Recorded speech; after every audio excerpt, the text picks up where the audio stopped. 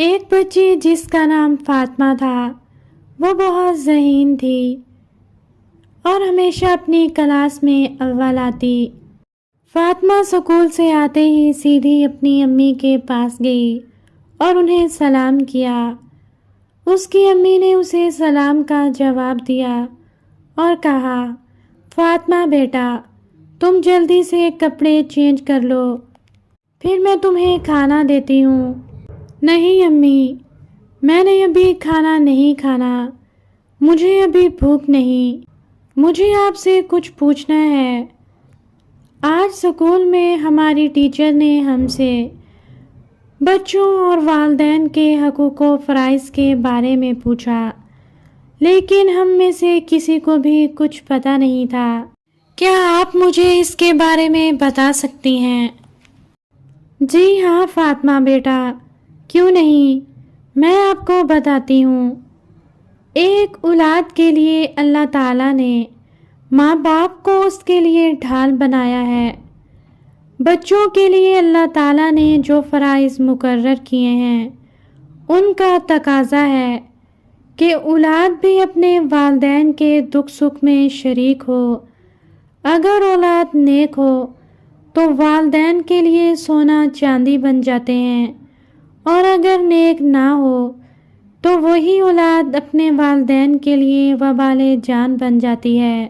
دیکھو فاطمہ بیٹا، اگر اولاد والدین کے لیے سادہ اور سلجھی ہوئی ثابت ہوتی ہے تو والدین کا یہ فرض بنتا ہے کہ وہ بھی اپنے بچوں کے لیے ویسا ہی طریقہ کار اپنائیں جیسا کہ اس نے اولاد کے لیے مختص کیے۔ اگر اولاد میں سے کوئی ایک بچہ بھی بیمار پڑ جاتا ہے تو والدین کے لیے یہ فکر لاحق ہو جاتی ہے کہ اس کا بچہ بیمار ہوا اور کیسے صحت یاب ہوگا۔ اگر والدین میں سے کوئی ایک یا دونوں افراد بیمار پڑ جائیں تو اولاد کوشش کرتی ہے کہ ان کے والدین جلد ہی صحت یاب ہو جائیں۔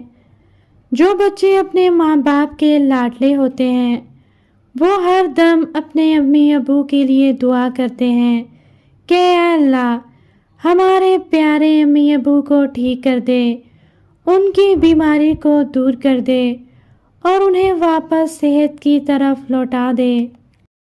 اسی طرح اگر بچے بیمار پڑ جائیں تو ان کے والدین بھی ان کے لیے دعا کرتے ہیں کہ اے اللہ، ہمارے بچوں کو کوئی نقصان نہ پہنچے اور انہیں جلد از جلد صحت یاب کر دے۔ اللہ تعالیٰ نے اولاد پر والدین کے جو حقوق مقرر کیے ہیں، ان کا تقاضا یہی ہے کہ بچے بغیر کسی تاخیر کے اپنے ماں باپ کا علاج کروائیں، چاہے انہیں کتنی ہی مشکلات کا سامنا کرنا پڑے۔ فاطمہ بیٹا، جیسے والدین اپنے بچوں کا خیال رکھتے ہیں، ان کی ہر خواہش کو پورا کرتے ہیں، اسی طرح اولاد کا بھی فرض ہوتا ہے کہ وہ اپنے ماں باپ کا خیال رکھیں اور ان کے ساتھ بدتمیزی نہ کریں اور ہمیشہ ان کا کہنا مانیں۔